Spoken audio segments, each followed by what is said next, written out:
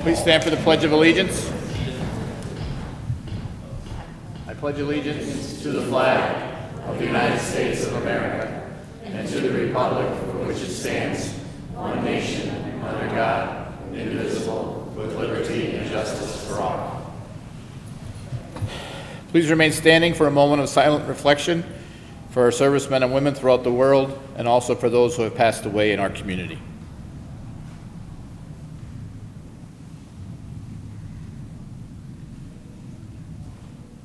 Thank you.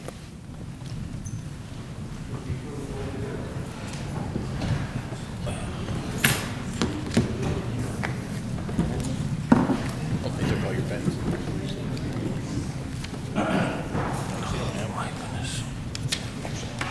Are you kidding me?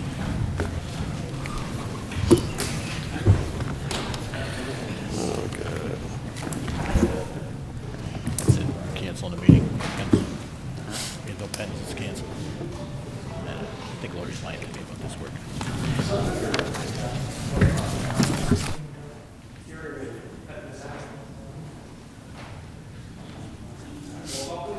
Mr. Perry? Here. Mr. Rogan? Here. Mr. Evans? Here. Mr. Gahn? Here. Mr. Wexler? Here. Dispense with reading of the minutes. Third order, 3A, no business at this time. Do any council members have announcements at this time?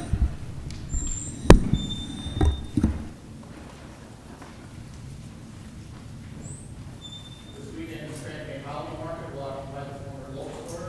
Downtown event will be on Friday at 4:30. The block of Wyoming Avenue will be closed on Friday, December 1st and Saturday, December 2nd to accommodate an ice skating ring in that block. Colts has notified us that buses that normally service that block will pick up and drop off in the 100 block of Franklin Avenue. The Colts trolley will run on Friday evening for first Friday activities and again on Saturday from 11 a.m. to 7 p.m. to accommodate the holiday market. The Electric City Garage will be open this weekend from Friday, December 1st through Sunday, December 3rd. Parking will be free at the Electric City Garage only. Parking in all of the garages, standard rates will apply. All metered parking is free from Friday at 5 p.m. through 8 a.m. on Monday, December the 4th.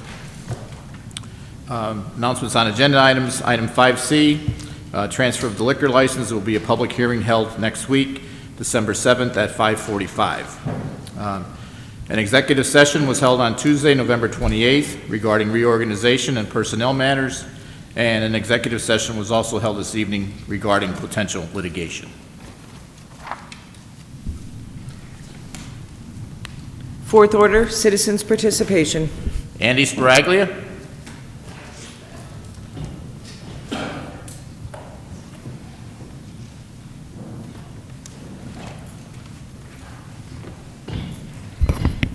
Andy Spragley, Citizens Scranton, fellow Scrantonians. The Electric City Garage came out in the news again. The newspaper had a little couple lines on that, but they never said it was sold for $1. I don't know, maybe they think we're going to forget all these deals that went on with this parking deal. The city actually borrowed $58 million. One in a direct loan and the other is a lease. I believe they got like $28 million on the lease, and we of course borrowed the $30 million, coming to about $58 million that the city is on the hook for. If anything ever falls apart, we are liable for that.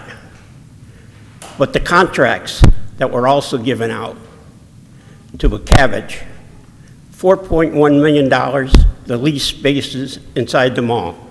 So if you want to pay on the mall, just remember, you already did pay the $4.1 million. That's nothing. Now we give them $300,000 a year to maintain this so-called garage for 40 years, because that's the length of the contract. And then we used to make about, I'd say about $3 million a year between parking media revenue and fines. So we gave that up. That's another $120 million over the life of this contract. Now, let us look at the Electric City Garage. who was making approximately $300,000 a year, which is that he always said now, well, it's not worth anything.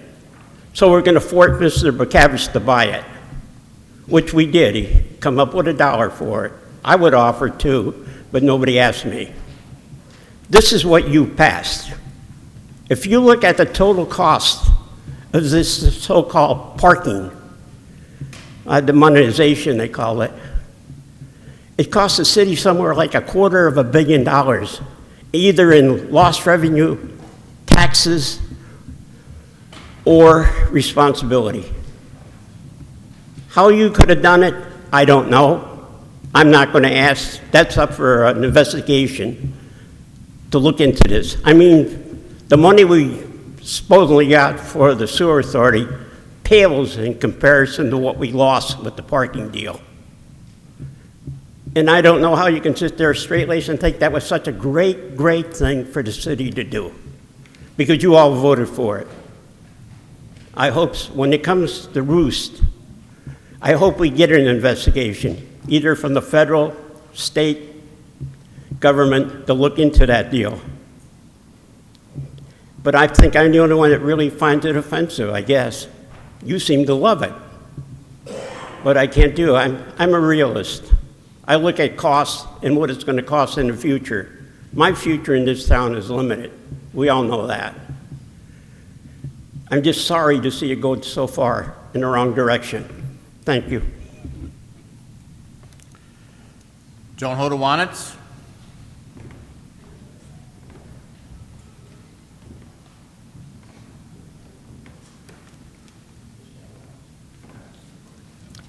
Joan Hodowanitz, city resident and taxpayer.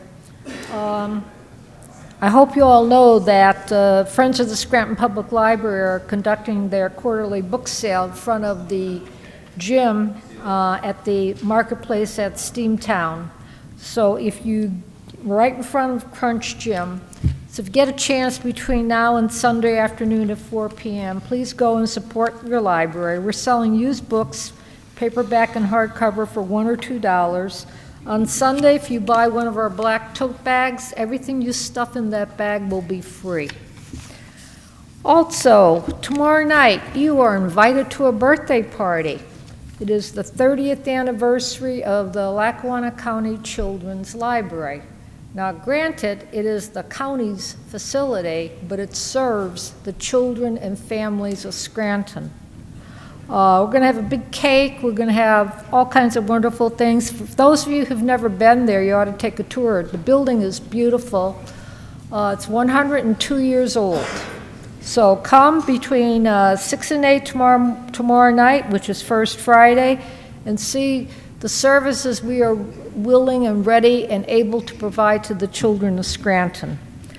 Also, if you like that party, there'll be a bigger party next summer when the Albright Memorial Library on the corner of Vine and Washington will be 125 years old. It's currently closed for renovations through the end of December, but there's got a lot of work to do. They're updating the bathrooms, new circulation desk, they're redoing the mosaic tile floors. And also, after 125 years, it's time to refinish all the interior woodwork. But that building is probably one of the most beautiful buildings in the city. So patronize it when it reopens in January, and you better come to that summer party, because that's going to be a blowout. Now, where is my Knowles insurance list? You thought I forgot, didn't you? I didn't forget. I'm not going to bribe anybody anymore. I want my list. Is Rainey and Rainey going to continue to provide assistance to the Business Administration's office for preparation of audits? We're going to continue to pay them under contract, or is that office ready to operate without training wheels? I think Rainey and Rainey is going to continue for well into the future. Okay. I wish they didn't have to do that, but so be it. I would rather see a partnership with the University of Scranton, have their accounting department come down here and teach the personnel what they need to do for themselves. That should be part of their job descriptions. In fact, it is part of their job descriptions, but that's just me. Thank you. Lenny Cerebro?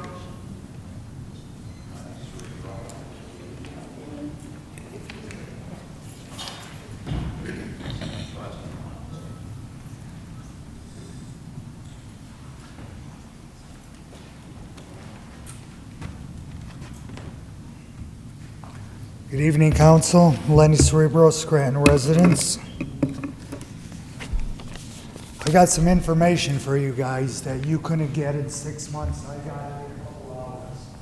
Lots of maps, copies of deeds for that property, Scranton development,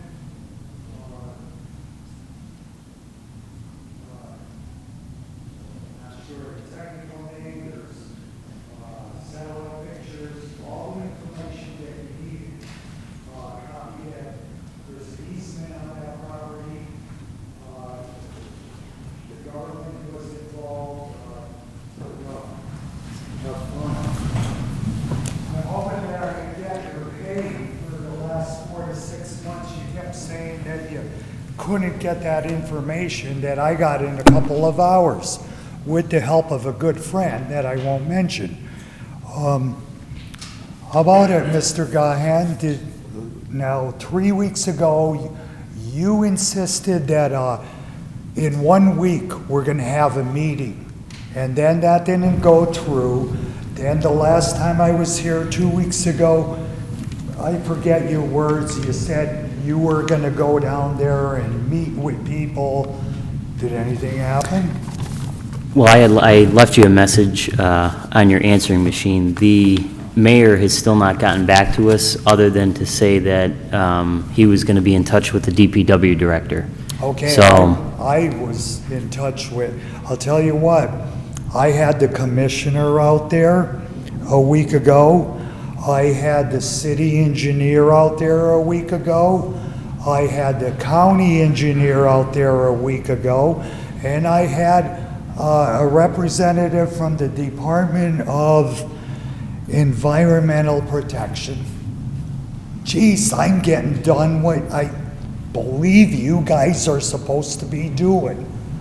You know, so there you go. Here's all the things you need, and I'm not done getting information for you. So, how about I get your pay? well, Mr. Cerebro, with you all know due what, I re- don't mean it as an insult. But I know, but with all Trying due to have a respect, sense It is of insulting. humor but that I know, but with all due respect, and I am trying to help you here, but, you're giving me this information, but I'm not the city engineer, I'm not the DPW director. To me, this is like a foreign language. I wouldn't know how to clear a pipe or know what material you had to use, so what we're trying to do is facilitate all of this information to help you get the problem solved, and we've been trying to do that. I've been trying to do that as well, and I've run into a roadblock, but other than trying to facilitate all this, I can't physically go out and do it, and I don't know what else to... what is your roadblock? The roadblock, well, when you were here 2 weeks ago, you wanted a meeting, and I agreed with you, and that's what I had suggested, with the mayor, with the DPW director, who I have spoken to, and with the city engineer, to figure out what else has to be done to get this problem taken care of. They were out there before, they spent money to apparently clean the pipe, that didn't work, so we're looking for an alternate solution. I cannot get them into a room all at once. We Wow, asked I the had them mayor. up at my property. You had them all these together, but people. what did they offer you? What did they, when they were all together, what did they That offer? in about 2 weeks, they're gonna have some kind of an answer. They're digging into it. But the thing of it is I had these power people out there Well, when, for 2 congratulations to you, years. we've been trying. We've been trying to do this, and you're saying that we failed. Maybe we did, and I congratulate you on your success. And you had the power players there, congratulations. So if there's anything else, if we're supposed to be involved in it, we don't do the work. If you had all those people there, and they gave you 2 weeks, it'll make no sense to come back to council in 2 weeks and say nothing happened. You had everybody there.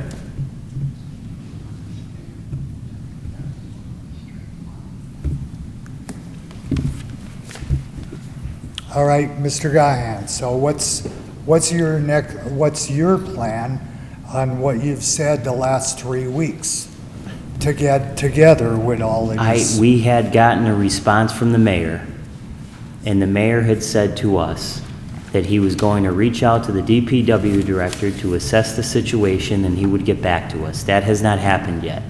I can't force the mayor to do anything, unfortunately. I've been trying to get a meeting. We've sent a letter, I've called, I've asked, and to the mayor's secretary. Who arranged the meeting that you had? You did that? You contacted all those people and got them all there? Actually, the commissioner that was here a couple of weeks ago, she heard my Well, then, story. Maybe the county's where you have to get it done. We have had no success getting this But done. I believe in that document, as little as I understand how to read it, it's a combination of the government, the state, and the city for that development. I think this is the way I understand it, once again, but I believe it states that the city is responsible for maintaining that drainage ditch, and also that there's an easement that anybody can go in there, the state, the federal, or the city can go in there to maintain that drain.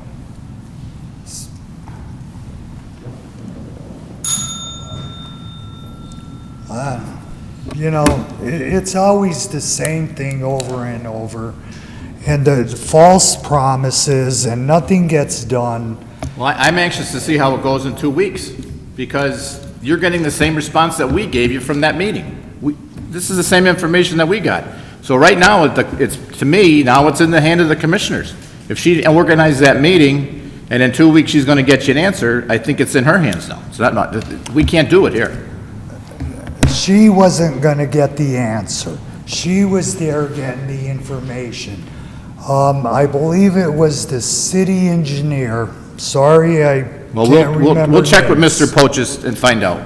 But, You know, that was gonna get me an answer to it. that's who we've been dealing with all along, Mr. Cerebro. So, Lee Morgan?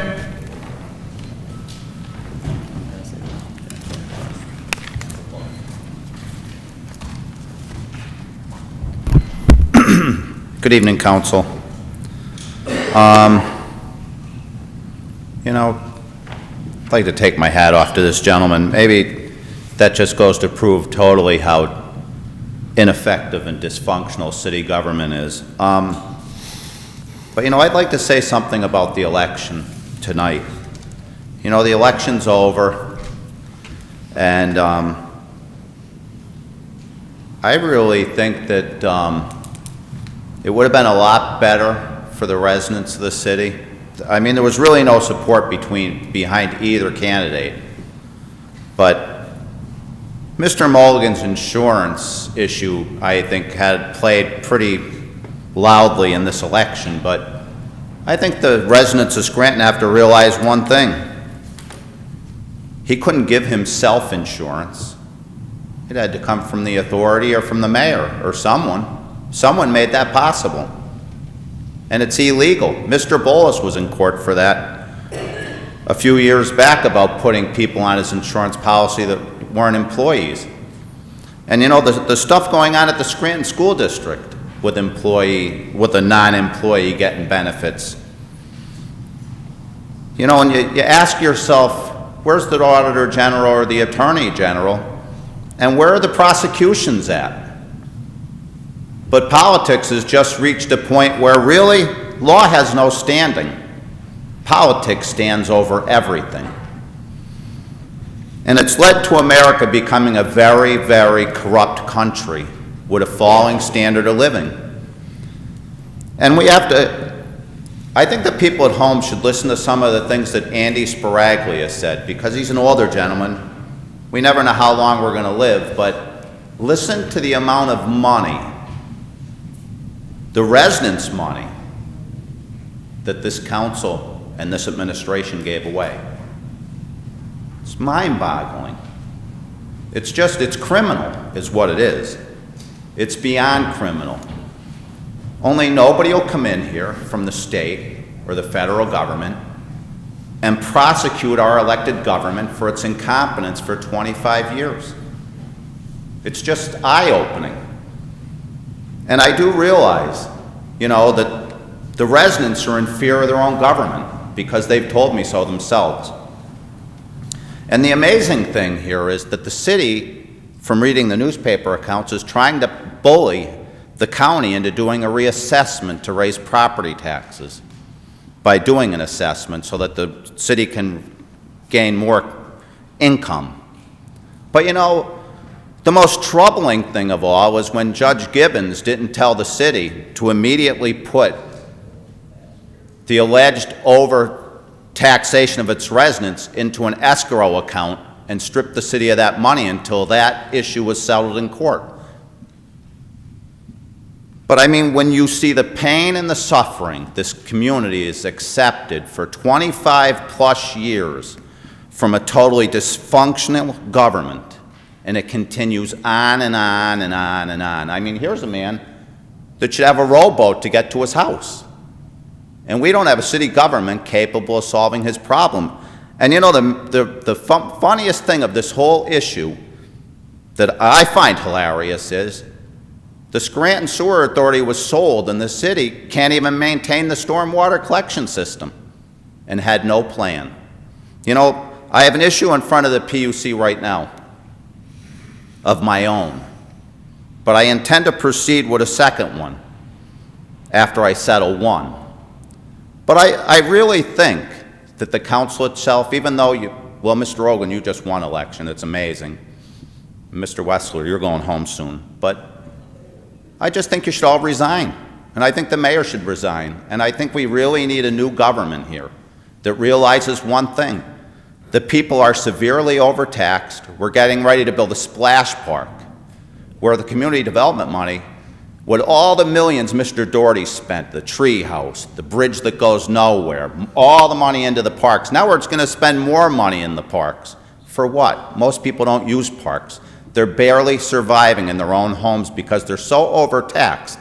They have no discretionary spending of their own, and you want more money.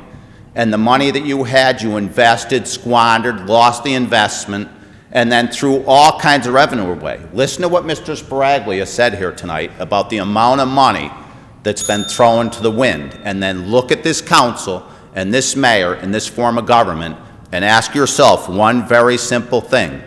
Is this government working for anyone at all? It's not even working for itself. Thank you. Ron Elman?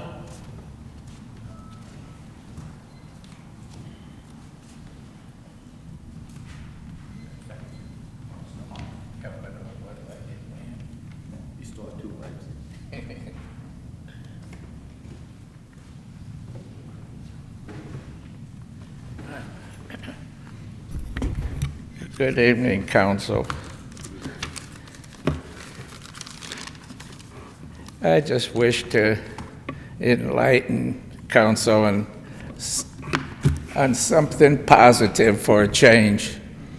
I'm not moving and I didn't drop dead last week, but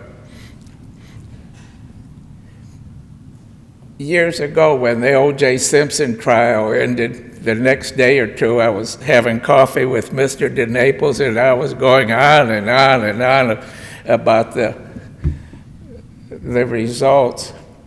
Mr. DeNaples told me to be quiet. He said, this man is innocent by the jury, by his peers. He said, go forward, go on, forget it for the time. So I've decided to do that about this past election. I'm going to try to quit being a thorn in Mayor Bill's side, though we have a lot of disagreement. I have a lot of disagreements with his administration, but I need to go on, I guess. If there's ever any way I can assist him, he knows that he could still find me at the Tours Club men's room like in the past there. But to get this reassessment issue, it's not going to die, I can see that. assessment and reassessment is nothing more in the whole world than a form of revenue. This is the big lie that taxes are going to go down. You're not going to borrow lawyer money, and you're not going to borrow $13 million and have taxes go down. They're not going to stay the same. The only thing that's going to happen, they're going to go up in the future. You know, this is a big lie, what's being told about it. That's period. They're not going down. That's period to you, period to Jerry, period to Mr. Vogt. You people need to, you need to get the facts and tell the public the taxes are going to go up, for crying out loud. I hear people say maybe it's good. I see on the opinions, this Ed Coles that we need it. You know, why doesn't he just voluntarily give a couple $1,000s extra, the rest of them too? Maybe it'll save someone from losing their house. And I had a gentleman come over who has a relative at the apartments, or had one, he told me. Why can't, who wrote a contract without having prices in it? I understand a price control. These people say that there's no protection for them. You're talking about a part of our society, because I'm part of it. These people, they're naive, you know, they're the most vulnerable part of our society, and they're being taken advantage of. This company got all these grants, loans, tax deferments because of the senior citizens, and they're not fulfilling their part of the contract. Can't their tax status be rescinded or something? There ought to be some protection for these people. They need to go down to the Bureau of Aging, I guess. Maybe they could do something. This man didn't even know about a Bureau of Aging. I told him I went down there and they did my will for nothing a few years ago. I don't know what they can do and what they don't do. But you can't tell me. You're talking about the people. These people sent a man to the moon and back. And look, there's no help for them to save their apartments, their homes anymore. There's people there that, well, this gentleman told me they sold a house. He sold his in-laws' house or something. He said they got about half what it was worth over the years they lived there for, you know, so he was happy. Now their rent is more than, well more than they can afford. I think that definitely it needs to be looked into by the Attorney General or somebody. When this company got, like I said, the only reason they're there with tax deferments is because of senior citizens, and now they're evicting them. See what you can do. This is a great sadness for me to listen to these stories. Thank you. Thank you. John Morrow?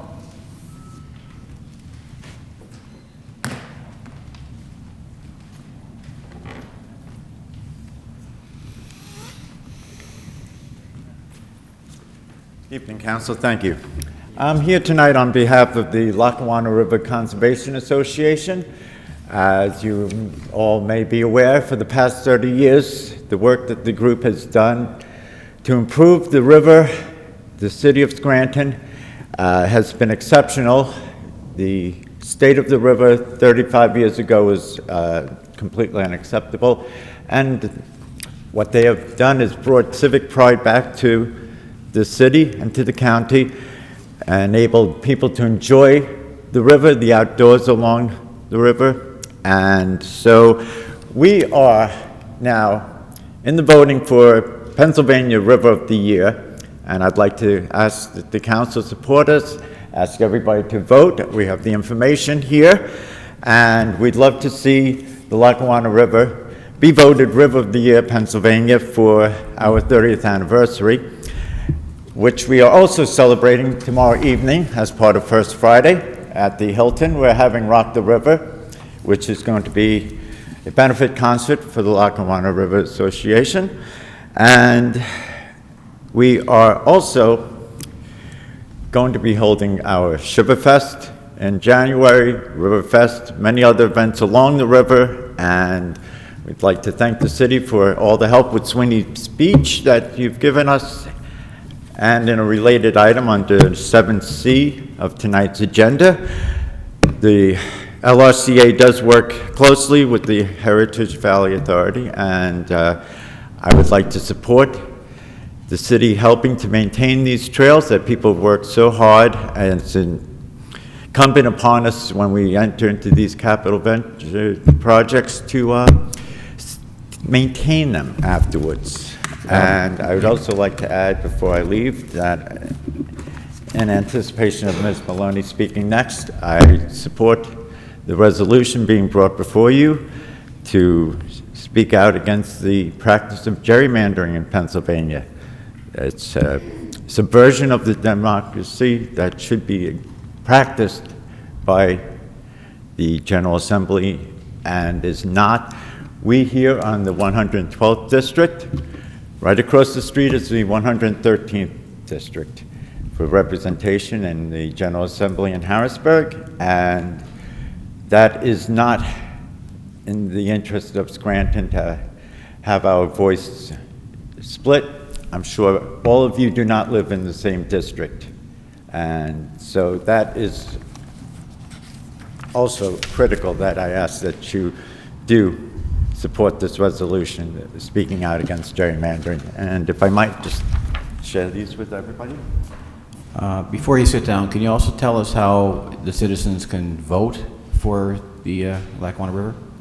Okay, I have the information right here on this slip. Oh, okay. Everyone goes to PA River of the Year, .org, and went after everyone. Okay. That may not be, you're not at the mic, so that may not be coming out. So it's PARiveroftheyear.org. If you want to vote for the Lackawanna River as the River of the Year, well deserved. I'm a former board member of the Lackawanna River Corridor Association, so I'm a very big fan of all the work that's being done on the river, and it certainly has come a long way. So PARiveroftheyear.org.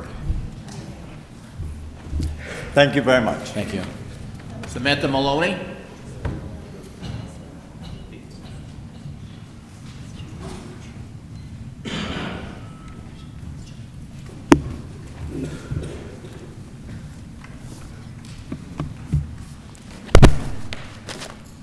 Hello, members of council. I have handouts for you.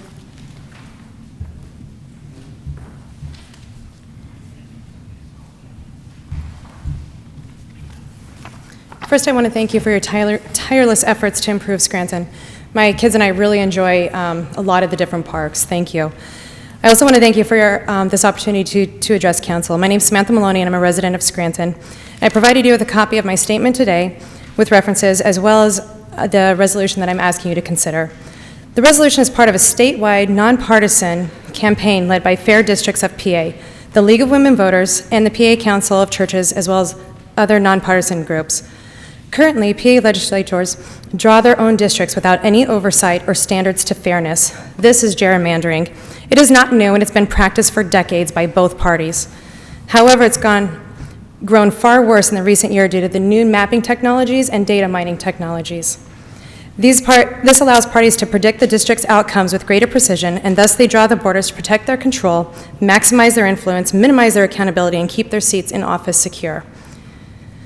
Pennsylvania has the distinction of being cited in the national press as one of the 3 worst gerrymandered states.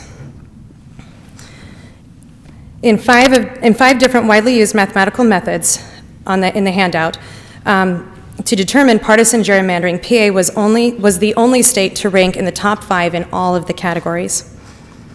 For example, the 7th District has been determined as one of the 10 worst gerrymandered in the country. I have attached pictures of its transformation over time. It turns from a near triangle to what is described now as Goofy kicking Donald Duck. Also, the 12th district could be mistaken for the boot of Italy, and the 6th resembles the state of Florida. Additionally, in our area, Scranton, Wilkes-Barre, and Easton are lumped together in the 17th district, as not to disturb the 11th district. In 2002, this near triangle did not include Scranton, and by 2011, the rectangle has grown arms down to Easton and up to Scranton and Wilkes-Barre. Attached are pictures of the 17th district, as well as the 113th and the 22nd state and legislative districts. As a result, whether you're Republican or a Democrat, this is bad for us and bad for our democracy. Basically, politicians no longer have to be accountable to all of their constituents. Incumbent politicians located in the safe districts often do not even have opposition for re-election, and therefore it results in lack of new ideas. Additionally, legislatures may be easily influenced by party funds, super PACs, and other outside interests that target PA because we're a populous swing state. Even worse, all these negative consequences contribute to a feeling that an individual's voice doesn't count at all. If elected officials in gerrymandered districts can ignore a large portion of the constituents because the votes don't even matter, citizens can become convinced that democracy doesn't work for them, so why bother showing up? Additionally, even well-meaning politicians can't effectively maintain their offices and effectively can't govern when their districts are so spread out. This is a dangerous attitude that eats away at the fundamental underpinnings of our society. However, many of our elected officials have been working across the aisle to change this. Today, there are companion bills in the Pennsylvania House and state which would establish an independent commission, citizens commission, to more fairly and transparently establish the state and congressional districts. Senate Bill 22 was co-sponsored in a bipartisan effort by a Republican and a Democrat. It is currently co-sponsored by 13 state senators, including Senator Blake. House Bill 722 has likewise bipartisan support and is co-sponsored by 99 House members, including the reps from the 112th, 114th, 15th, 16th, and 17th districts. This proposed legislation is similar to other successful state redistricting plans across the nation, and it seeks to establish an 11-member independent citizen commission. The commission will be independent. No current or recent elected official, candidates, political party officials, or their aides or spouses would be eligible. Any PA registered voter that meets the independent criteria can apply to be part of the commission. The commission will be transparent. It will establish transparent procedures, follow a strict timetable, and provide meaningful opportunity for the public input prior to drawing the plans, and again before adopting the final plans. All information will be available on a publicly accessible website, and the commission will be impartial and ethically bound. When developing these new district boundaries, the commission will not be allowed to consider prior election results, the party affiliation of registered voters, or the addresses of incumbents or any other individual. Because we are fast approaching the 2020 census, and because the change in PA's redistricting procedure will require state constitutional amendment by voters, timing for the approval of the bill is critical. The first step is turning these two slightly different bills into one final piece of legislation, and it needs to happen by July 2018. Each resolution gives our legislators more evidence that their constituents desire to change. So far, more than 159... Wait a second. Thank you. So far, more than 159 county, city, and municipal governing bodies have passed resolutions in support of these bills. Additionally, the Greater Scranton Chamber of Commerce has called for support of the bill. So I'm asking you, Council, to join your constituents and please consider passing a resolution in support of a fair, fully transparent, impartial process of redistricting. Thank you for your time. I can also answer any questions, or you can contact me by email. And thank you for your support, everyone. Yeah, I think what we'd like to do is review what you gave Absolutely. gave us, and then discuss it next week. We're going to meet the 7th and the 14th, and we'll see if we can get some consensus on it by the end of our term. I'll see you on the 7th. Thank you. Thank you. Dave Dobson?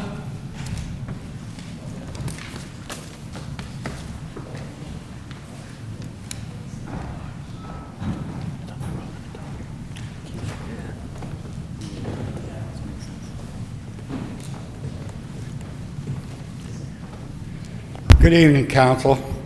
Dave Dobson, resident, taxes paid, fees paid. Once again, we had a county commissioner here a few weeks back, and I was unable to attend last week, but a reading of the fine print by David K. Johnston, and he's an investigative journalist, economist at a prestigious college, and former tax lawyer and former IRS employee. What began as an effort by Kentucky to help a single company in Appalachia raise capital by keeping state income taxes withheld from workers' paychecks had grown to more than 2,700 companies in 19 states. Workers' paychecks, when this book was first published, the big banks, car makers, insurers, a host of Canadian, Chinese, European, Japanese companies all get the profit by pocketing the taxes withheld from American workers' paychecks. Since the fine print came out in hardback, 2 more states have joined the trend, Oregon and Pennsylvania. Now, Act 76 prescribes for 2 more percentage points to be deducted from employees' paychecks to support schools, and I contend that they may even have enough money if they would stop passing it out the back door. And a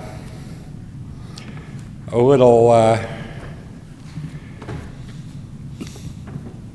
additional, if you go to dcreport.org, you could find out more about this author and read many more articles. Now, once again, it was mentioned on pilots.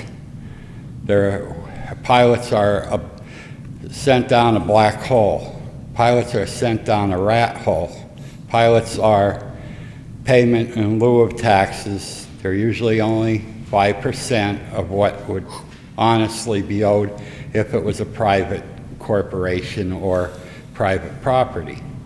And where did I ever get to decide? I felt that the stadium we had was, the Scranton-Lackawanna Stadium, was fine enough. We could have done a few renovations and called it quits, but no. We spent $60 million, I think, and raised county taxes 38%. And it goes on and on and on. We tear down perfectly good facilities and put up new ones.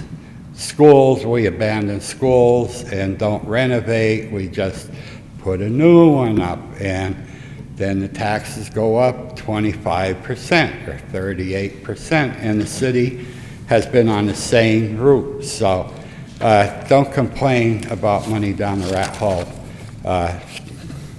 Tax-exempt properties, and it wouldn't hurt for the state and the county to start kicking in here. And this issue on gerrymandering, I had an idea where we had a straight border. I don't know if anybody could see this, but they would have to move a border, expand it if it reduced population in that district, and contract. Say if Philly got more, they would have smaller borders. And that's just the general drawing, but they have something similar here where it's more like on the line of a circle, and instead of an ink blot that hit the wall because you went like this, and it happens to have a lot of rhyme and reason why it looks like that. And no more pink hearts, green clovers, yellow moons, and orange stars. They're always after me, Lucky Charms. Always after me, Lucky Charms. So, you know, the last election we had the Speaker of the House in Pennsylvania stand up and say, well, we guaranteed the election for Romney because of our redistricting. That's not right. That's not right. And certainly Romney didn't win, and I'm pretty glad I don't think so. And by the way, down in Washington, forget about your tax cuts. Pay the bills for a change. Thank you. Have a good night. Thank you. Anyone else?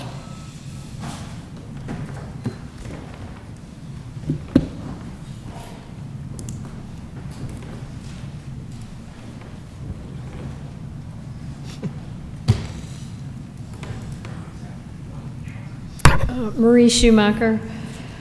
First, I would like to question whether you people are prepared to really vote on the budget 7B on tonight's agenda. We don't have answers to a lot of questions, and I would just ask one, and if any one person can answer it, I'll say you're ready to go. How much of the matching funds for the Electric City garage have we expended?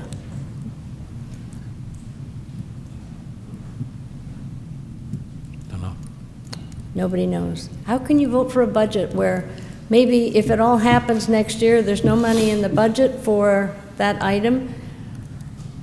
And lots of other questions. Mr. Gahn, did you get all the answers to yours? I received a copy when I came tonight to the meeting. I haven't even had time to review it. They submitted it late this afternoon, so I haven't even had time to look at it. Okay, I think it doesn't have to be done until the 15th of December. I think you need to table it tonight until we have more answers than questions. And then,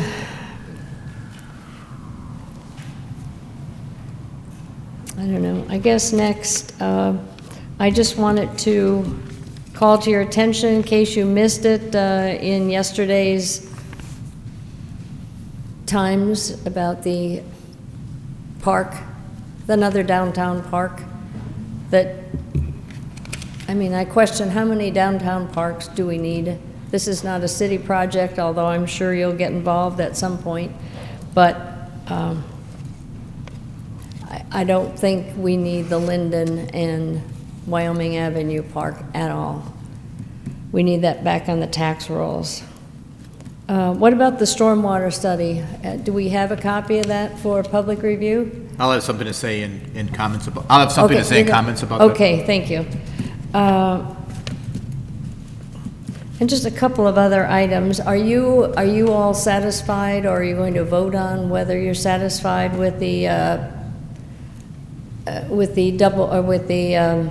third-party administrator plan that was approved yesterday by the Composite Pension Board? Does that satisfy your requirements for moving ahead? I think under the circumstances, it's probably the best we're going to get.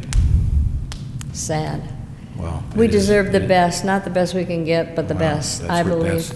They're the And only then- ones, they're the only ones that That's a bid. bid. Couple. We only had one bidder. That's all we But had. that is a far cry from the third-party administrator. They're just making appointments essentially. So it's certainly not that was never nationally advertised, but if you guys are willing to settle, I guess we just need to get used to that. What about the status of the zoning update and redoing the condemnation procedure?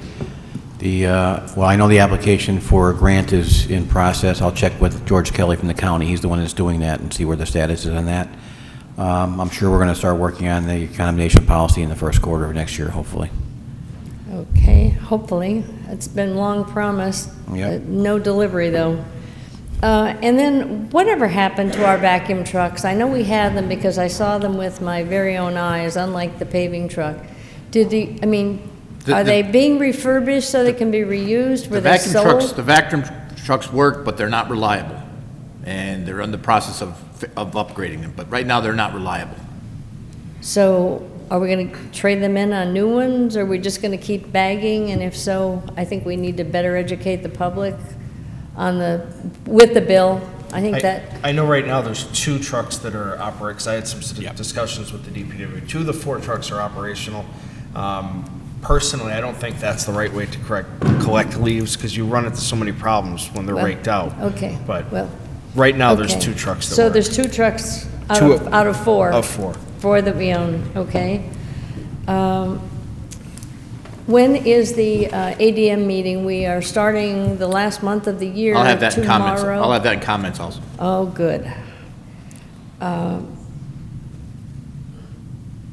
5D, I don't know that we should be giving, as a citizen, I feel that you people are responsible. I don't always like what you do, but you are responsible for protecting our dollars. And to give $250,000 to Scranton tomorrow, I think is just giving too much power away, if I may finish that thought. I think you need to find a way to do it out project by project so that we know what we're getting and when we're going to get it. Okay, thank you. Anyone else?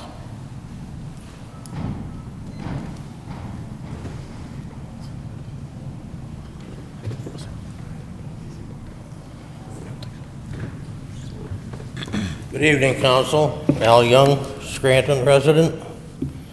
Well, I see we finally got a report from Riley. And here we go again. 20 months ago, I stood here in front of Council and asked for your help to repair the hole in the yard. 17 months ago, you put money aside in order to have the hole repaired properly. Now the report comes back and it has 8 properties involved, not 2, with 4 options.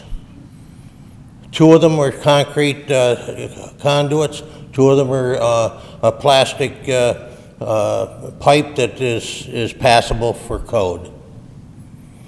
Now apparently the way I read this report, and I hope you all have gotten the report. If not, you better get it and study it hard. I have digested this thing really well. And the way I look at it, the city has chosen the worst case scenario, option number 4, without even considering going back and talking to any of the residents that are involved in the 1700 block of Wyoming Avenue. As I say, I hope you council members have received this report. If not, please get one and study it.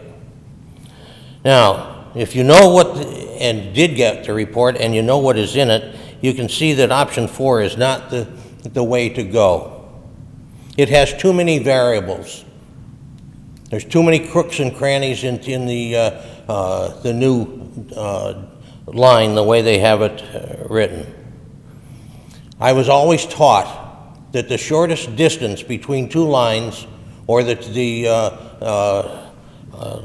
path of least resistance, is a straight line. Not come out from Ryerson Avenue at a 30-degree angle, travel 20 feet, and then take a 60-degree angle to go up through the properties, instead of using the original conduit. Option 2 has built in the original concrete, or the concrete abutment, and option 4 has too many bends in it. I realize that option 2 has 4 garages that have to be torn down. 3 of them right now are unable, their people are unable to use them. The 4th one, I was told by the engineer to be prepared because of the way it's going to go. The underneath has decayed at that point. So option 4 says, because of the way they're changing the path of the creek, they're going to take my deck, my next door neighbor's deck, my shed, and move it. Now, when you move something and tear it apart, it's old, it doesn't go back together properly. I spent 3 weeks trying to fit the new deck floor this week so that it looked, or this past summer, so that it looked decent. Now, with option 4, the way it shows in the schematic here, that the creek will come within 6 to 8 feet from my foundation. This is not acceptable. Now, they say that they're going to backfill the holes, all right? Fill the holes. My hole is big enough that you could dump a couple of truckloads in. Next door neighbor has a hole that you're going to dump a truckload in. But that leaves a void in every other spot that the fill does not go.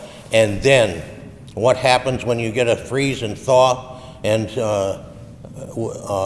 down the line, you get a cave-in, the city's going to say, well, we were there and we repaired this. It's your problem. Sorry, I don't go along with this. So I would hope that the council would consider getting a meeting with the residents somewhere along the line and sit down with the engineers and explain this thing.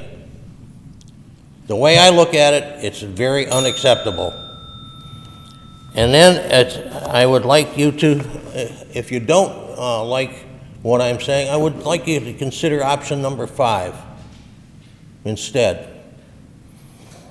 And that is repair the Young and Kennedy properties and on the old conduit, and let the Me Too's that have come along afterwards sit and beg for the 20 months that I've been here pounding on your podium. And by the way, you're going to need easements on all of these properties. If you choose option 4, the Kennedys and the Youngs will not sign it. Thank you for your time. Anyone else? Fifth order, 5A motions. Mr. Perry? I have no motions at this time, and I'll reserve all comments for the agenda items. Thank you. Thank you. Mr. Rogan? Also nothing at this time. Thank you. Mr. Evans? Wow. Better Well, write I'm going to break the string a little bit. I'm just going to comment briefly on the application of Glynis Johns that was sent to the Pennsylvania Historical and Museum Commission. It was completed.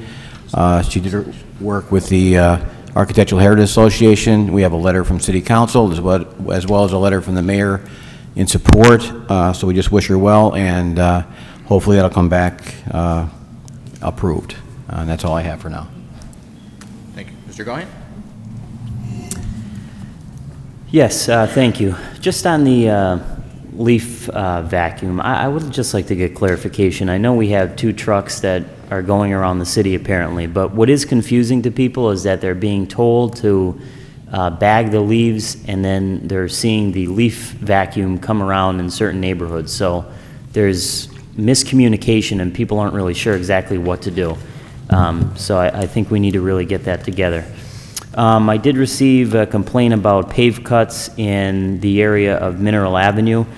So we've been in touch with the pave cut inspector on that, and I believe the pave cut inspector was in touch with the gentleman that reached out to me.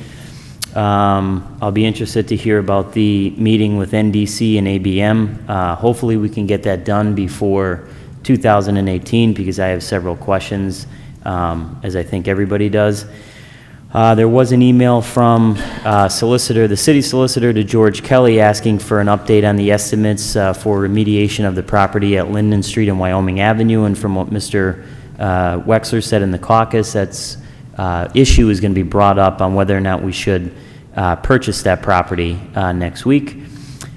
I've asked this question before, and I would like to ask again that we send a letter to Mr. Shrive, the Executive Director of the Scranton Sewer Authority, on whether or not the authority has insurance. A few months ago, there was an issue where the insurer of the Scranton Sewer Authority had pulled insurance on the authority, and I don't know whether it's still in limbo, but I would like clarification on that.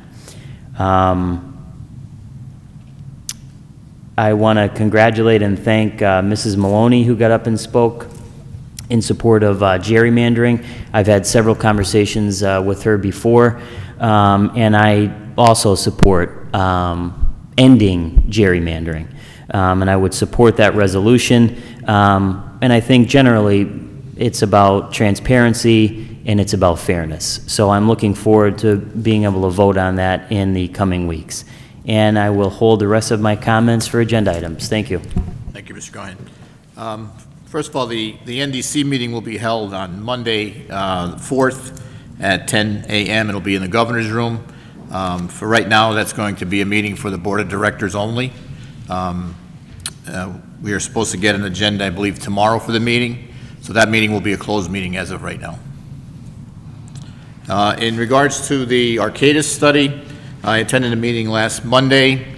The meeting was held with the interested parties, including the Pennsylvania American Water, Sewer Authority, the city, and the Lackawanna River Corridor Association.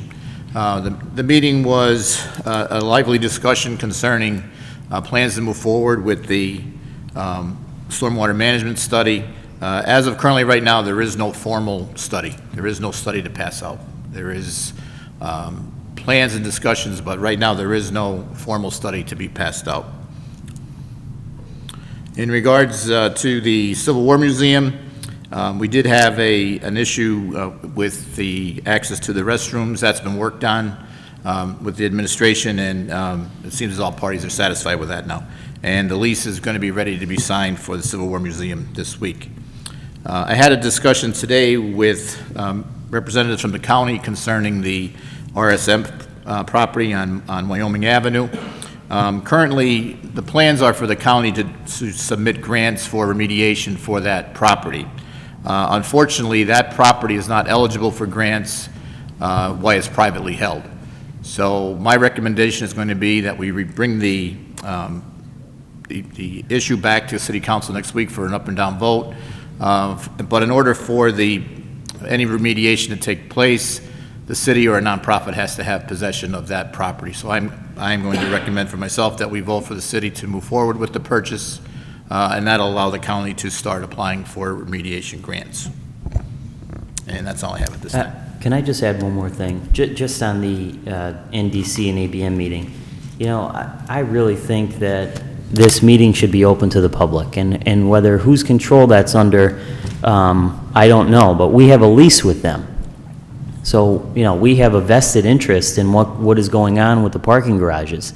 And I know that one of the responses is to go to the parking authority meeting, but that meeting with NDC and ABM should be open to the public. And we should be able to attend, council members should be able to attend, and I was under the impression that we would be able to meet with them in an open setting and be able to ask questions and ask for an update on the progress that they've made and what's going to happen in 2018. So I would ask that we request that they open it up to the public. I don't see what the difference is. Thank you. Yeah, I mean, we can make that request, but you have to remember that NDC is a private company. Just like any other company, they have a board of directors, and board of directors meets at their pleasure. I will request that it be open. I have not received the agenda yet, so I'm not sure if there is a public portion to it, but all the meetings that we've had in the past have been amongst the board members only. I hate to jump in on your motions, but, and Councilman Wexler is correct, that was part of the agreement, you know, to have those meetings that way, but I think that if this meeting is not in public, then I think we should call our own meeting with NDC and ABM, hopefully in the first quarter of January if we have to. Right, they're not ruling that out either. All right. And just to add, I was under the impression that that's what we were doing, was asking for a meeting with them in public with council. We have asked for that, and they have not responded. So this is a regularly scheduled meeting of the NDC board.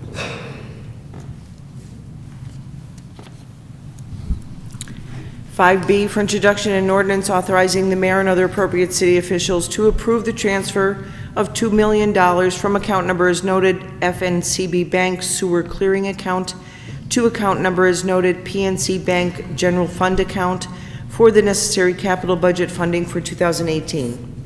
At this time, we'll entertain a motion that item 5B will be introduced into its proper committee. So moved. Second. On the question? Yes, on the question, I'm going to vote to introduce this tonight for further discussion, and I'll speak more about this when we get to seventh order and vote on the budget. But I'll ask next week that we table this because I do not believe that we should be spending any of the proceeds of from the sale of the sewer authority until we get clear directive from a judge on whether or not the sale was actually legal and we can expend this money.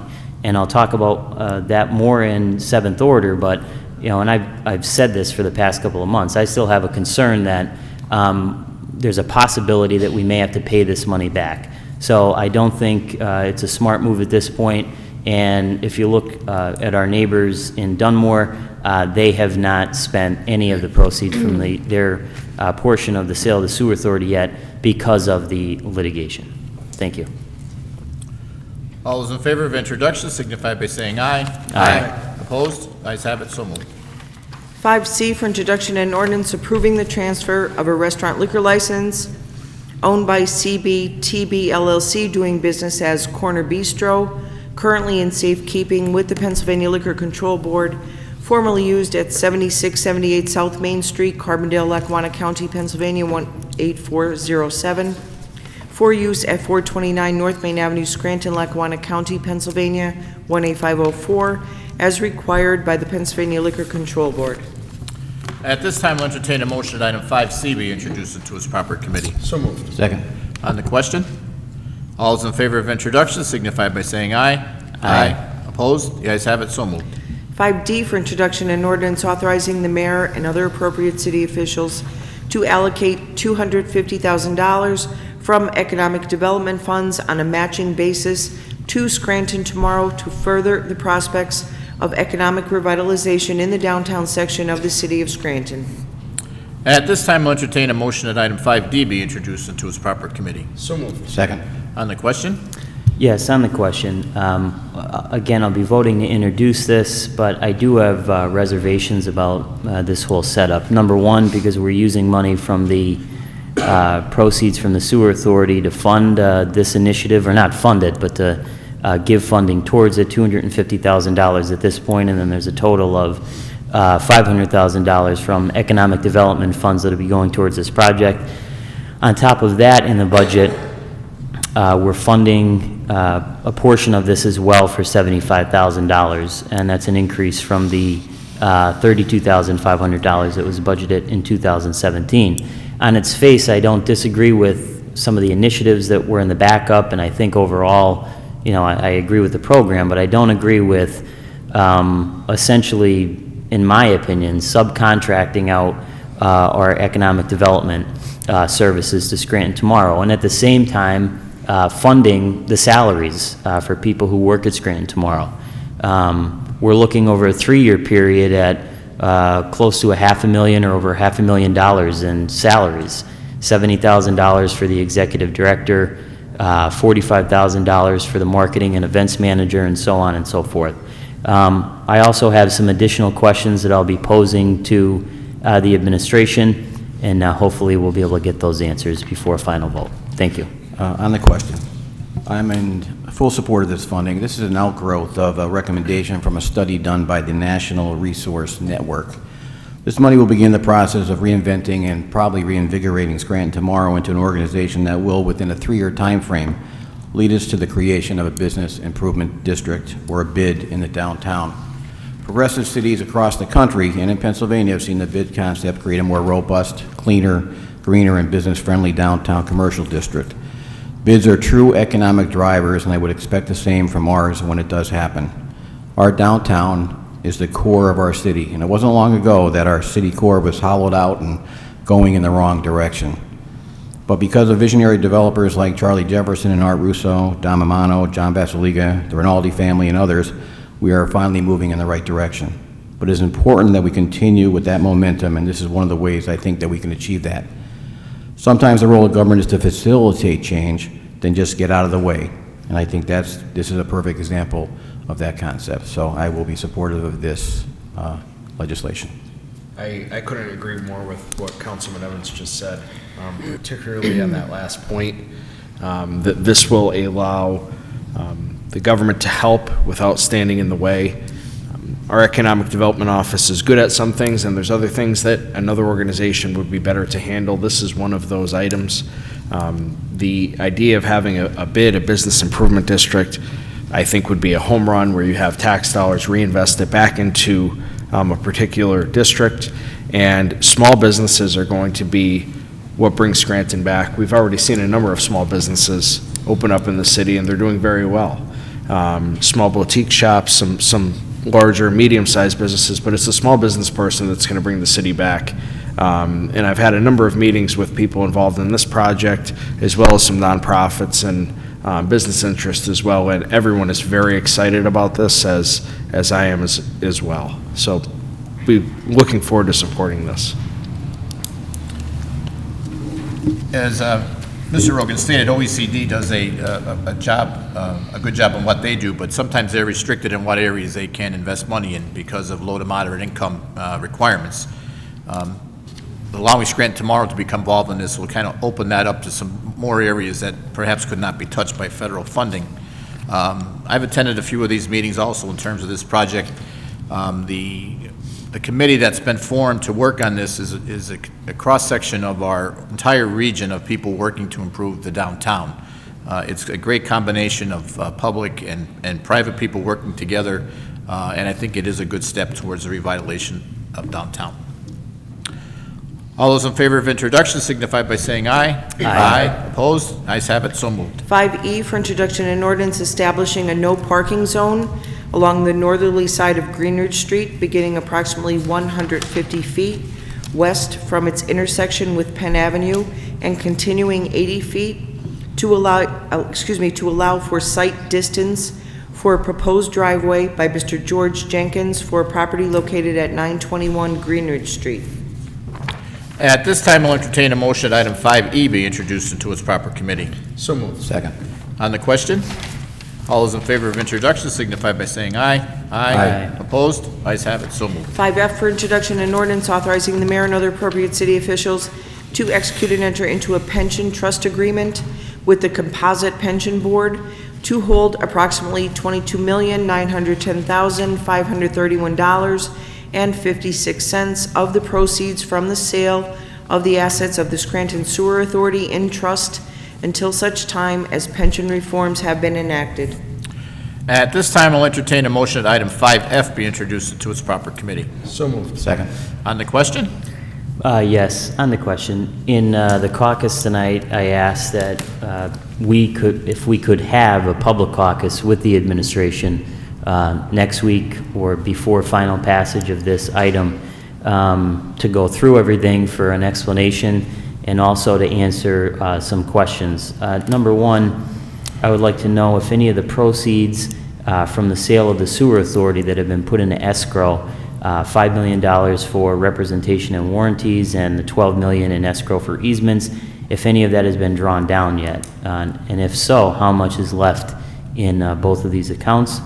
And I'm assuming that this money, whatever's left from those two escrow accounts, will be deposited into the pension funds eventually. I'd also like to know what the schedule of deposit looks like. Will a dollar cost averaging method be used for the release of proceeds into the plan? I'm assuming that it will be, but I'd like clarification on that. There's also on top of this trust, the possible creation of post-employment benefits other than pensions trust. So I'd like further clarification on what that will look like and what that process will look like. And I'd also like to know if the pension board is enforcing the process of reducing pension payments of disabled retirees if they become reemployed. Over the past couple of months, year or two, we've been talking about the clawback provision. If someone who has a disability pension goes and gets reemployed someplace else, how that process works and who is that responsibility lying with? Is it the third-party administrator? Is it the board? Is it the existing administrator, Anderson and Associates? So I'd like clarification on that, and I think a public caucus will be able to take care of that. Thank you. On the question, I would definitely concur with that. I asked some other questions of what actually is going to be put in the trust as far as reforms are concerned. I've been committed to additional reforms as well as another buy down of 0.5% of the rate of return. I think that's important, and we have to make sure that's in there. The former rate of return was 8%. It was reduced to 7.5% because the COLA is not being paid to retirees. But I would like to see a buy down of another 0.5% to get this down to 7%, and I want to make sure that's part of the trust. So I would definitely be agreeable to having someone from the administration come to discuss that. All those in favor of introduction signify by saying aye. Aye. Opposed? Ayes have it, so moved. 5G for introduction of resolution, accepting the recommendation of the Historical Architecture Review Board and approving the certificate of appropriateness for Locker General Construction, P.O. Box 206, Oliphant, PA 18447, to install a digital billboard which roughly measures 8 feet high by 23 feet wide between the second and third floors, and a painted sign above the digital billboard comparable to Bittenbender signage situated at 134 Franklin Avenue, Scranton, PA 18503. At this time, we'll entertain a motion that item 5G be introduced into its proper committee. So moved. Second. On the question, all those in favor of introduction signify by saying aye. Aye. Opposed? Ayes have it, so moved. 5H for introduction of resolution authorizing the mayor and other appropriate city officials to execute and enter into a master lease agreement between the city of Scranton, hereinafter designated lessor, and New Singular Wireless PCS LLC, a Delaware limited liability company with its principal offices at 575 Morosco Drive, Atlanta, Georgia 30324, hereinafter designated lessee, to lease space to lessee with respect to particular sites at which lessee wishes to install, maintain, and operate small cell communications equipment, as well as any and all necessary lease supplements outlined herein. At this time, we'll entertain a motion that item 5H be introduced into its proper committee. So moved. Second. On the question, all those in favor of introduction signify by saying aye. Aye. Opposed? Ayes have it, so moved. 5I for introduction of resolution, appointment of Christy A. Casciano Sr., 301 Norton Avenue, Scranton, Pennsylvania 18504, as business administrator, effective November 20, 2017. Mr. Casciano will be replacing David Bolzoni, who resigned as business administrator. At this time, we'll entertain a motion that item 5I be introduced into its proper committee. So moved. Second. On the question, Yes, on the question, I just want to wish Mr. Casciano the best of luck in his new position and congratulate him on that, and look forward to working with him over the next few years. Thank you. yes, I'd just like to echo those remarks. He has big shoes to fill. Dave Bolzoni did an awesome job here with the city of Scranton, but I feel that we have a good replacement in place. All those in favor of introduction signify by saying aye. Aye. Opposed? Ayes have it, so moved. 5J for introduction of resolution authorizing the mayor and other appropriate city officials to execute and enter into a collective bargaining agreement with Local Lodge 2305 of the International Association of Machinists and Aerospace Workers in accordance with the terms and provisions of a memorandum of understanding ratified by the membership. At this time, we'll entertain a motion that item 5J be introduced into its proper committee. So moved. Second. On the question, Yes, on the question, similar to my request with the trust agreement, I would also like to ask that we schedule a public caucus with the administration, the city's labor attorney, to go over and to explain some of the articles in this contract. I have a few questions on it, and I'd also like the administration to provide the cost calculation memo or cost-benefit analysis that was mentioned in the contract for each term of the agreement that was prepared by the city.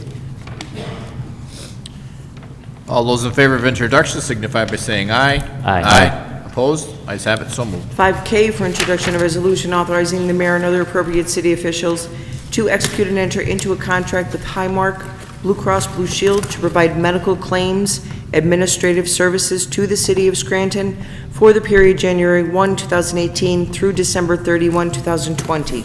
I make a motion to amend item 5K per the following. Amend the contract to reflect that the city is selecting option number 1 only, active employee population only. Second. On the question, all those in favor signify by saying aye. Aye. Opposed? Ayes have it, so moved. At this time, we'll entertain a motion that item 5K as amended be introduced into its proper committee. So moved. Second. On the question, all those in favor of introduction signify by saying aye. Aye. Opposed? Ayes have it, so moved. Sixth order, 6A, reading by title, file of the council number 128, 2017.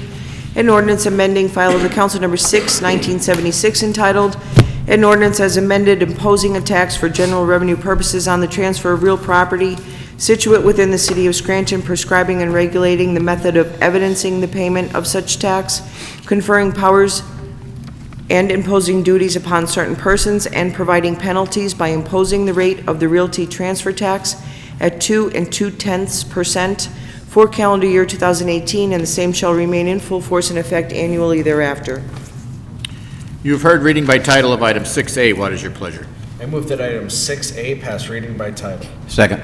On the question, all those in favor signify by saying aye. Aye. Opposed? Ayes have it, so moved. 6B, reading by title, file of the council number 129, 2017, an ordinance amending file of the council number 7, 1976, entitled, an ordinance as amended, imposing a mercantile license tax of 2 mills for the year 1976 and annually thereafter upon persons engaging in certain occupations and businesses therein, providing for its levy and collection and for the issuance of mercantile licenses, conferring and imposing powers and duties upon the tax collector of the city of Scranton, and imposing penalties by imposing the mercantile license tax at 1 mill for calendar year 2018, and the same shall remain in full force and effect annually thereafter. You've heard reading by title of item 6B. What is your pleasure? I move that item 6B pass reading by title. Second. On the question, all those in favor signify by saying aye. Aye. Opposed? Ayes have it, so moved. 6C, reading by title, file of the council number 130, 2017, an ordinance amending file of the council number 8, 1976, entitled, an ordinance as amended, providing for the general revenue by imposing a tax at the rate of 2 mills upon the privilege of operating or conducting business in the city of Scranton as measured by the gross receipts therefrom, requiring registration and payment of the tax as conditioned to the conducting of such business, providing for the levy and collection of such tax, prescribing such requirements for returns and records, conferring powers and duties upon the tax collector, and imposing penalties by imposing the business privilege tax at the rate of 1 mill for calendar year 2018, and the same shall remain in full force and effect annually thereafter. You have heard reading by title of item 6C. What is your pleasure? I move that item 6C pass reading by title. Second. On the question, all those in favor signify by saying aye. Aye. Opposed? Ayes have it, so moved. 6D, reading by title, file of the council number 131, 2017, an ordinance amending file of the council number 11, 1976, entitled, an ordinance as amended, enacting, imposing a tax for general revenue purposes in the amount of 2% on earned income and net profits on persons, individuals, associations, and businesses who are residents of the city of Scranton or non-residents of the city of Scranton for work done, services performed, or business conducted within the city of Scranton, requiring the filing of returns by taxpayers subject to the tax, requiring employers to collect the tax at source, providing for the administration, collection, and enforcement of the said tax, and imposing penalties for violations by reenacting the imposition of the wage tax at 2 4/10% on earned income for residents and 1% on earned income for non-residents of the city of Scranton for work done, services performed, or business conducted within the city of Scranton for the year 2018, and the same shall remain in full force and effect annually thereafter. You've heard reading by title of item 6D. What is your pleasure? I move that item 6D pass reading by title. Second. On the question, all those in favor signify by saying aye. Aye. Opposed? Ayes have it, so moved. 6E, reading by title, file of the council number 132, 2017, an ordinance amending file of the council number 78, 2017, an ordinance amending file of the council number 100, 1976, entitled, an ordinance as amended, levying general and special taxes for the fiscal year 1977 by setting the millage for the year 2018, and the same shall remain in full force and effect annually thereafter by amending Section 1, reverting back to the millage rates from 2016, which are .232521 mills levy on land and .050564 levy on all buildings, and by eliminating the dedicated millage for debt service contained in Section 2 and replacing the dedicated millage for debt service with a dedicated debt percentage of 32% of real estate tax revenues collected on a current year basis. You've heard reading by title of item 6E. What is your pleasure? I move that item 6E pass reading by title. Second. On the question, all those in favor signify by saying aye. Aye. Opposed? Ayes have it, so moved. 6F, reading by title, file of the council number 133, 2017, an ordinance creating and establishing special city account number as noted, entitled Street Paving for the receipt and distribution of funds from the defeasance of the 2012 Series A and B bonds with sewer sale proceeds and distribution of the funds for paving streets throughout the city of Scranton. You've heard reading by title of item 6F. What is your pleasure? I move that item 6F pass reading by title. Second. On the question? All those in favor signify by saying aye.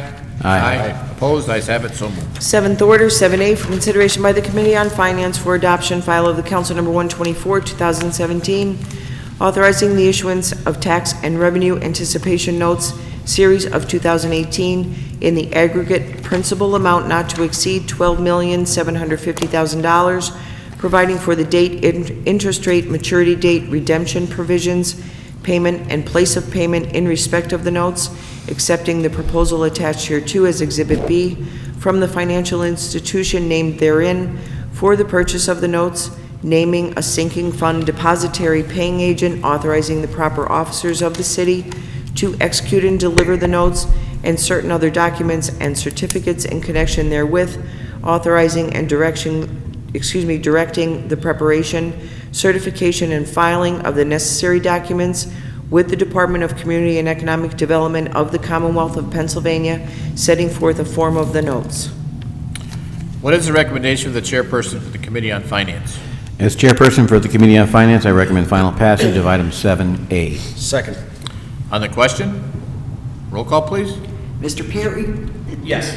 Mr. Rogan? Yes. Mr. Evans? Yes. Mr. Gahn? Yes. Mr. Wexler? Yes, I hereby declare item 7A legally and lawfully adopted. 7B, for consideration by the Committee on Finance for adoption, file of the Council Number 125, 2017, appropriating funds for the expenses of the city government for the period commencing on the first day of January 2018 to and including December 31, 2018, by the adoption of the general city operating budget for the year 2018. What is the recommendation of the chairperson for the Committee on Finance? As chairperson for the Committee on Finance, I recommend final passage of item 7B. Second. On the question? Yes, on the question. I'll be voting no tonight for final passage of the 2018 budget. Let me preface my comments by saying that I think there has been some progress made financially over the last few years on several fronts, and the administration should receive credit for that. However, I still have major concerns with this budget and the city's potential exit from Act 47. First of all, I'd like to express my displeasure with the budgetary process this year. As a legislative body, we are tasked with providing oversight on the city's finances, among many other things. 2 weeks ago, we were given the budget on a Wednesday, expected to introduce it on a Thursday, November 8th, and then had a half-hour scheduled caucus with the business administrator where we were supposed to ask questions without even having really a chance to review the budget. Then that Friday, that was the business administrator's last day. Following week, I had posed numerous questions asking for some clarification on different items in the budget, and I did not receive any answers until late this afternoon and received the document when I came into the meeting tonight without any time to review that information. And, in my opinion, this is simply unacceptable. As a legislator, we're putting our name on these pieces of legislation, and how can we do that when we don't have all of the information and we don't have all of our questions answered? I believe Mrs. Schumacher posed several questions, and I don't believe they've been answered because we didn't receive any response on them from the administration. That's also unacceptable because people like Mrs. Schumacher come every week and ask questions that are legitimate, and they pay our salary. Mrs. Schumacher, among others, pay our salary. So we should not take those questions lightly or ignore them. As it relates to the budget, my first concern, and I talked about this earlier tonight, is, and I've addressed this over the last few months on numerous occasions, is that the mayor is using $2 million of sewer proceeds to fund various capital budget items when the use of these proceeds may be illegal. A legitimate question, what I believe to be a legitimate question, was raised in a lawsuit recently which claims that the State Municipal Authorities Act allows the Scranton Sewer Authority to expend money only for purposes directly related to its mission. As such, state law prohibits the authority from transferring sewer sale proceeds to Scranton and Dunmore for their general welfare. The suit calls for the return of all Scranton Sewer Authority proceeds to the Scranton Sewer Authority. So I don't believe that it's a wise decision at this point to spend any of the money, and I've been against this before, until we can get a clear, definitive answer on whether it is legal or not, and whether or not we may have to pay it back if we would lose that case. Our neighbors, Dunmore, as I mentioned earlier tonight, have decided not to spend any of their proceeds from the sewer sale until the lawsuit is resolved, and this decision was led by Mayor-elect Tim Burke and Councilman Tom Hallinan, who was quoted in the newspaper as saying, "I think we're siding on the safe side by not spending any of that money." And I also think for once that the city should try to be on the safe side and ensure that it is legal to use these funds. The mayor and the sewer authority has decided to ignore my repeated questions as to why the sewer authority is still in operation and why the mayor has not filed the proper paperwork, the termination certificate, based on the resolution that was passed by this council terminating the authority and dissolving it, and filing that paperwork with the state. Keep in mind that ratepayers are still shelling out $130,000 a year for an executive director of an authority with no employees. For this reason alone, I would not be able to, in good conscience, vote for this budget. My second concern has to do with the pension MMO payment. In this year's budget, there's a significant decrease of roughly $5.8 million, mainly because of the suspension of cost of living adjustment payments to police and fire retirees. The suspension occurred because of the pension being labeled as severely distressed, which we all know that it is by the Auditor General. The 3-year exit plan shows a balanced budget each year, mainly because of this reduction in pension expenses, and that is a good thing. My concern, however, is that after the sewer proceeds what's left in escrow for easements are deposited into the pension fund, when that happens, if it's even legal, at this point we still don't know, at what point does the distress label for the pension get removed? Because when it gets removed, the cost of living adjustment increases will restart, and that will be another expense to the budget. COLA increases obviously require more funding and are an obligation the city agreed to under previous contracts. The amount of funding that's going to be required if they restart, I'm not sure, because I don't know the exact impact the sewer deposit is going to have on the funds, and I haven't seen an actuarial study yet on that. Another question that I have is whether or not the city will be required to provide retroactive cost of living adjustment increases to retirees for the years that was suspended. So if the retirees end up suing the city, will we have to pay them back pay for when it was suspended? And if so, shouldn't we be accounting for this expense? So we're seeing a large reduction in pension expenses, but if we look down the road and this comes to light that the pension distress label gets removed, then we're right back where we started because we're now underfunding the pension again. At least that's my take on it. So my question is, are we kicking the can down the road and ignoring the possibility that at some point the COLA increases are going to start again, possibly within the next 3 years? And what effect will this have on the budget? And most importantly, what effect will it have on our exit from Act 47? And finally, and again, this is another point that I've made, neither the budget or the recovery plan take into consideration the negative impact an adverse court opinion would have in any one of the pending lawsuits against the city on our finances and exit from Act 47. So for those reasons, I will be voting no. Thank you. Real quickly on the budget, I'll be voting yes. I'm very proud to be voting yes for a no tax increase budget for the second year in a row. Obviously, the taxpayers have been overburdened, and we need to move that needle downward. But back-to-back years of no tax increase is something that I know many communities are certainly hoping for. I know last year when taxes didn't go up, people said, well, it's just because of the election. Well, the election's over, and taxes still aren't going up. And that's because the city, thanks to the mayor and thanks to the council, is in a much better position financially than we were a number of years ago. There's still a ton of work that needs to be done, but we are in much better financial position. And all in all, though there are things within the budget, because it is a very thick stack, there are things in there that I think every one of us isn't completely happy with. All in all, it is a sound budget, and most importantly for the taxpayers is it holds the line on taxes. It actually has a small decrease for taxes on realty transfer tax. So I'll be very happy to vote yes for this budget. Yes, just a few comments on the budget. I congratulate Dunmore for being able not to spend any of the SOAR proceeds. Unfortunately, Scranton was never in that position.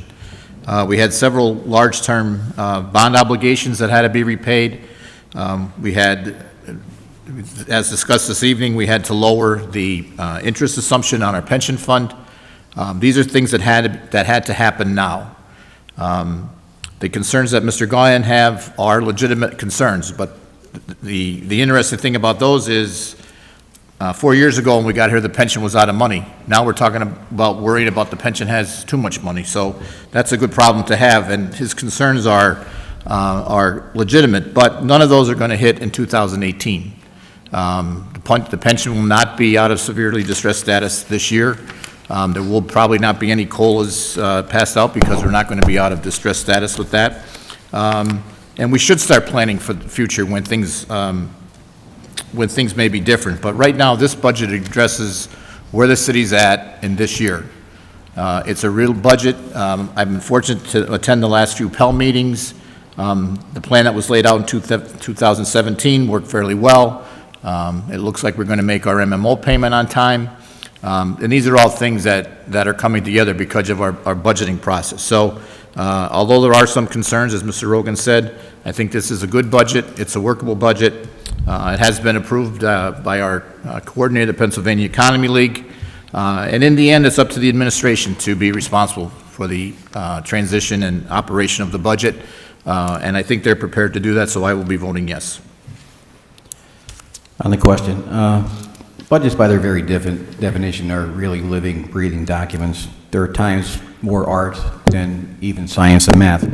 So I view the budget in its totality to be a positive document. Is it perfect? Of course not. This document does exist in a world of assumptions and historical data that sometimes is based on some past faulty premises. But there are some positive takeaways in my mind in this budget. There are some salary increases. While unpopular to many, I am fully supportive of salary increases to key cabinet members and non-union personnel. If we are to retain and attract the talent that we really need to move this city forward, we must pay them an appropriate wage. Many are still at 2003 levels, or near that 2003 level. So not to address that issue, in my opinion, would have been short-sighted. There are increases in funding to Scranton tomorrow in a city that sorely lacks economic development initiatives. This, again, is a positive to me. There's also a funding increase to the Shade Tree Commission. Tony Santoli has been operating and maintaining our tree population on budgetary fumes. To me, this is a quality of life issue, and I'm in favor of it. I know Tony will do an unbelievable job with any additional funding. The budget puts back the position of a director of Parks and Rec. Again, this is another quality of life issue and creates an opportunity to have a legitimate parks system and removes this department from under the shadow of the Department of Public Works. And of course, there is the reduction to the real estate transfer tax that I'll discuss further next week. So I'd like to thank Dave Bolzoni for not only crafting this, his final budget, but more importantly, for listening to me and all of us on City Council through his time on the as BA. I think that's made the world of difference in the last 4 years with previous budgets and this one and moving forward. So that's all I have on the budget. I will be voting yes. Roll call, please. Mr. Perry? Yes. Mr. Rogan? Yes. Mr. Evans? Yes. Mr. Gahn? No. Mr. Wexler? Yes, I hereby declare item 7B legally and lawfully adopted. 7C for consideration by the Committee on Rules for Adoption.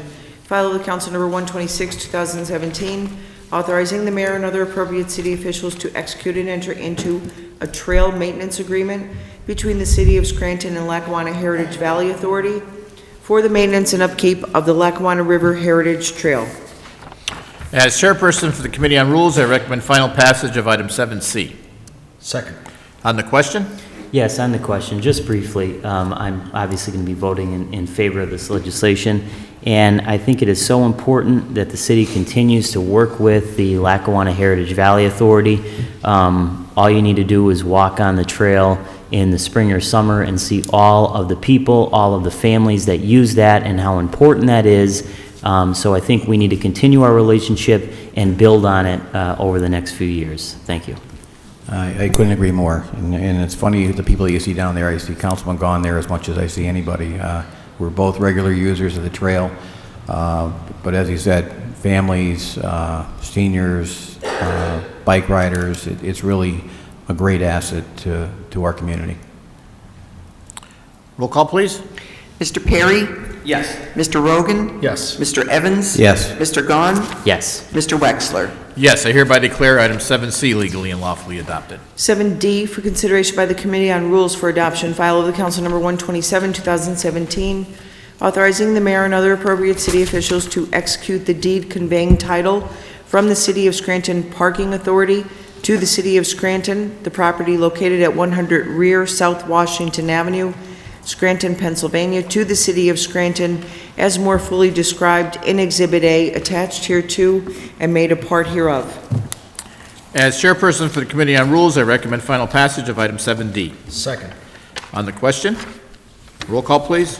Mr. Perry? Yes. Mr. Rogan? Yes. Mr. Evans? Yes. Mr. Gahn? Yes. Mr. Wexler? Yes, I hereby declare item 7D legally and lawfully adopted. 7E for consideration by the Committee on Public Safety for adoption, Resolution Number 209, 2017, authorizing the mayor and other appropriate city officials to execute and enter into a maintenance agreement by and between the Martz Group and the City of Scranton pertaining to the maintenance of 6 signs to be installed along Lackawanna Avenue for the intermodal transit center parking.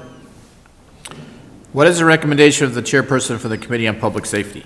As chair for the Committee on Public Safety, I recommend final passage of item 7E. Second. On the question? Roll call, please. Mr. Perry? Yes. Mr. Rogan? Yes. Mr. Evans? Yes. Mr. Gahn? Yes. Mr. Wexler? Yes, I hereby declare item 7E legally and lawfully adopted. 7F for consideration by the Committee on Rules for Adoption, Resolution Number 210, 2017, authorizing the mayor and other appropriate city officials to execute and enter into a contract for professional services with Thomas J. McLean and Associates Incorporated for the professional design and engineering services to prepare documents for construction of a basketball court, labyrinth, and related recreation site improvements at Crowley Park. As chairperson of the Committee on Rules, I recommend final passage of item 7F. Second. On the question? Roll call, please. Mr. Perry? Yes. Mr. Rogan? Yes. Mr. Evans? Yes. Mr. Gahn? Yes. Mr. Wexler? Yes, I hereby declare item 7F legally and lawfully adopted. If there's no further business, I'll entertain a motion to adjourn. Motion to adjourn. Meeting is adjourned.